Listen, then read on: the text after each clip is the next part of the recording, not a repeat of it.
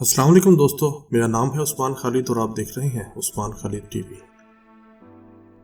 9 دسمبر 1982 کو امریکہ کی ایک ریاست لوزیانہ میں ایک سفید فام عورت کا ریپ ہوا اور اسے خنجر سے مارنے کی کوشش کی گئی، لیکن وہ معجزانہ طور پہ بچ گئی۔ وہ عورت صرف اتنا جانتی تھی کہ یہ جرم ایک سیاہ فام نے کیا تھا۔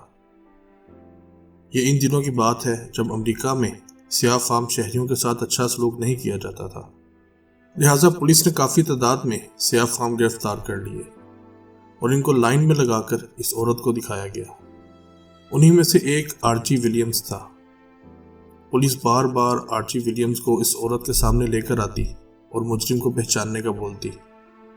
شروع میں اس عورت نے انکار کیا کیونکہ جس شخص نے اس عورت پہ حملہ کیا تھا وہ آرچی سے قد میں لمبا تھا اور اس کی چیسٹ پہ ایک زخم کا نشان تھا، لیکن آخرکار پولیس کے دباؤ میں آ کر اس عورت نے آرچی کو ہی مجرم تسلیم کر لیا۔ مجرم کے فنگر پرنٹس جرم کی جگہ سے ملے تھے، لیکن ان فنگر پرنٹس کو آرچی کے ساتھ میچ کرنے کی زحمت بھی گوارا نہ کی گئی۔ بعد میں تحقیقات میں سامنے آیا کہ ثبوتوں کے ساتھ چھیڑ چھاڑ کی گئی تھی اور شواہد بالکل جعلی تھے۔ آرچی ولیمز کی عمر اس وقت صرف 22 سال تھی۔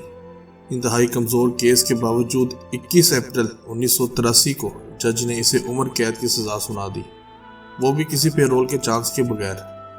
اس نے اپنی سزا کے خلاف اپیل بھی کی، لیکن اس کی اپیل خارج کر دی گئی۔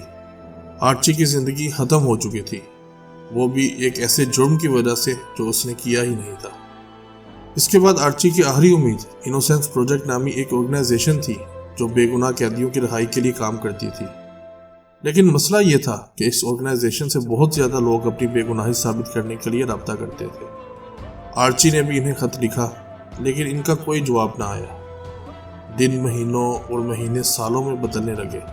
آرچی کے مطابق جیسے جیسے سال گزرتے جا رہے تھے، یہ خیال اس کے دماغ پہ حاوی ہوتا جا رہا تھا کہ جیسے اس دنیا میں کوئی بھی اس کی پرواہ نہیں کرتا۔ اس کا کہنا ہے کہ لوگ آپ کو مایوس کر دیتے ہیں اور پہلے 2 سالوں کے بعد کسی کو آپ کی پرواہ نہیں ہوتی۔ میں جانتا تھا کہ اگر کسی نے بھی میرا کیس پڑھ لیا تو وہ جان جائے گا کہ میں بے قصور ہوں، اور اگر میرا ڈی این اے ٹیسٹ کروا لیا جائے تو میری بے گناہی ثابت ہو جائے گی۔ لیکن کہیں سے کوئی مدد نہ آئی۔ ایسے ہی آرچی کو جیل میں 12 سال گزر گئے اور کوئی بھی اس کی مدد نہیں کرنا چاہتا تھا کیونکہ اس کے پاس کیس لڑنے کے لیے پیسہ ہی نہیں تھا، لیکن وہ پوری کوشش کرتا رہا کیونکہ وہ جانتا تھا کہ وہ بے قصور ہے۔ 1995 میں آخرکار انوسینس پروجیکٹ نے آرچی کا کیس پڑھنے کا فیصلہ کیا اور انہیں لگا کہ آرچی بے قصور ہے۔ انہوں نے آرچی کے ڈی این اے ٹیسٹنگ کے لیے ایک درخواست جمع کروائی، لیکن اب آرچی کی بدقسمتی دیکھیے کہ وہ درخواست بھی ریجیکٹ ہو گئی۔ انوسینس پروجیکٹ نے پھر سے درخواست جمع کروائی، لیکن وہ پھر سے ریجیکٹ ہو گئی اور ریجیکٹ ہوتی ہی چلی گئی۔ آخرکار 2008 میں 23 سال جیل میں گزارنے کے بعد آرچی کا ڈی این اے ٹیسٹ کرانے کا فیصلہ کیا گیا، لیکن آرچی کی مشکلات ابھی بھی ختم نہیں ہوئی تھی کیونکہ جرم کی جگہ سے کبھی اصل مجرم کا ڈی این اے ملا ہی نہیں تھا۔ آرچی کو لگا کہ شاید اب اسے اپنے ناکردہ گناہ کی وجہ سے ساری زندگی جیل میں ہی گزارنی پڑے گی۔ 23 سال تک وہ اپنی بے گناہی ثابت کرتے کرتے تھک چکا تھا۔ سال گزرتے گئے، اب اسے جیل میں 37 سال گزر چکے تھے کہ اچانک اس کی قسمت نے پلٹا کھایا۔ فنگر پرنٹس کی شناخت کے لیے ایک بہتر اور زیادہ طاقتور سسٹم آیا جس کا نام نیکسٹ جنریشن آئیڈینٹیفیکیشن تھا۔ آخرکار عدالت نے کرائم سین اور آرچی کے فنگر پرنٹس NGI میں چیک کرنے کا فیصلہ کیا۔ انہیں معلوم ہوا کہ فنگر پرنٹس دراصل فوربس نامی ایک اور شخص کی ہیں جو 1996 میں جیل میں مر چکا تھا۔ 21 مارچ 2019 کو آرچی کو رہا کر دیا گیا۔ 37 سال کی کوشش کے بعد تمام الزامات خارج کر دیے گئے۔ حکومت نے آرچی سے معافی مانگی۔ نیو یارک ٹائمز کے مطابق آرچی کو لوزیانہ کے قانون کے تحت اپنے غلط جیل جانے پہ زیادہ سے زیادہ $2.5 لاکھ مل سکتے ہیں۔ جیل میں آرچی کی زندگی کا ایک اور پہلو بھی تھا، وہ پہلو تھا سنگنگ اور باکسنگ۔ آرچی نے جیل میں باکسنگ کی ٹریننگ حاصل کی اور 9 ٹائٹل جیتے، ساتھ ساتھ گانا بھی سیکھ لیا اور اپنا بینڈ بنا لیا۔ اس کا کہنا ہے کہ موسیقی نے ہی اسے جیل میں ہمت دی۔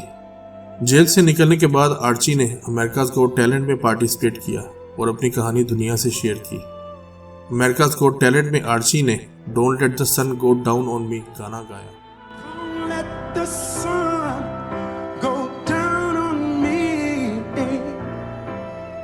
تمام ججز نے یس کہا۔ آرچی کی سٹوری سننے کے بعد شو کے جج سائمن کوول نے انوسینس پروجیکٹ کا حصہ بننے کا فیصلہ کر لیا۔ امید ہے آج کی ویڈیو آپ کو پسند آئی ہوگی۔ کمنٹ سیکشن میں اپنی رائے کا اظہار ضرور کریں، اور اگر آپ چینل پہ نئے ہیں تو سبسکرائب ضرور کریں اور بیل آئیکن کو بھی دبا دیں تاکہ آپ کو آنے والی ویڈیوز کا نوٹیفیکیشن مل سکے۔